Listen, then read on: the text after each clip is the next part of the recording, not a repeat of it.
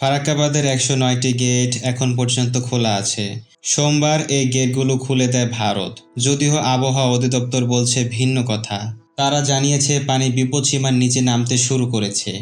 শুধু গোমতীর পানি বিপদসীমার উপরে। বর্তমানে দেশে ১১টি জেলা বন্যা প্লাবিত।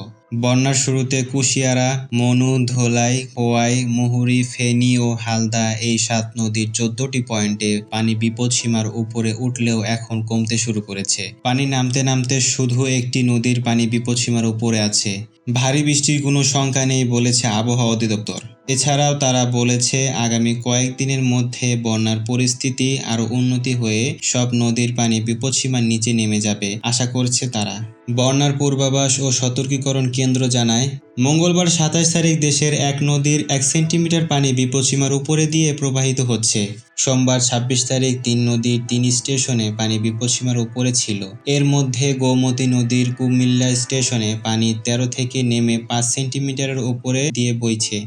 বন্যা পূর্বাভাস ও সতর্কীকরণ কেন্দ্র থেকে আরও জানানো হয়, মুহুরী নদী পানি বিপদসীমার ২২৫ সেন্টিমিটার নিচে নেমে এসেছে। গত ৩ ঘন্টায় পানি ৫ সেন্টিমিটার নিচে নেমেছে। গোমতী বাঁধের পানি বিপদসীমার ১৫৮ সেন্টিমিটার নিচের দিকে প্রবাহিত হচ্ছে। কেন্দ্র জানায় গত ৩ ঘন্টায় পানি ৬ সেন্টিমিটার কমেছে।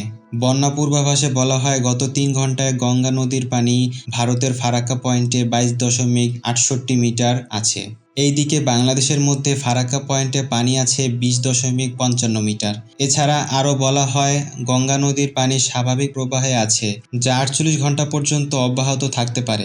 গত ৩ ঘন্টায় পূর্বাঞ্চলীয় কুমিল্লা, ব্রাহ্মণবাড়িয়া ও ফেনী জেলায় ভারতীয় ত্রিপুরা সীমান্তবর্তী অঞ্চলে এবং ত্রিপুরা প্রদেশের অভ্যন্তরীণ অববাহিকাগুলোতে উল্লেখযোগ্য বৃষ্টিপাত দেখা যায়নি এবং উজানের নদ-নদীর পানি কমে যাচ্ছে। ফলে বর্তমানে পূর্বাঞ্চলীয় জেলাগুলো নিম্ন অঞ্চলের বিদ্যমান বন্যা পরিস্থিতি উন্নতি অব্যাহত আছে। মৌলভীবাজার, হবিগঞ্জ জেলার নদীগুলো পানি বিপদসীমার নিচ দিয়ে প্রবাহিত হচ্ছে। মঙ্গলবার সকাল ৯টা থেকে পরবর্তী ৪৮ ঘন্টা দেশের উত্তর-পূর্বাঞ্চলে উজানে ভারী বৃষ্টিপাত সম্ভাবনা নেই। এই সময় উত্তর-পূর্বাঞ্চলের মৌলভীবাজার ও হবিগঞ্জ জেলার নদীর পানি কমতে পারে।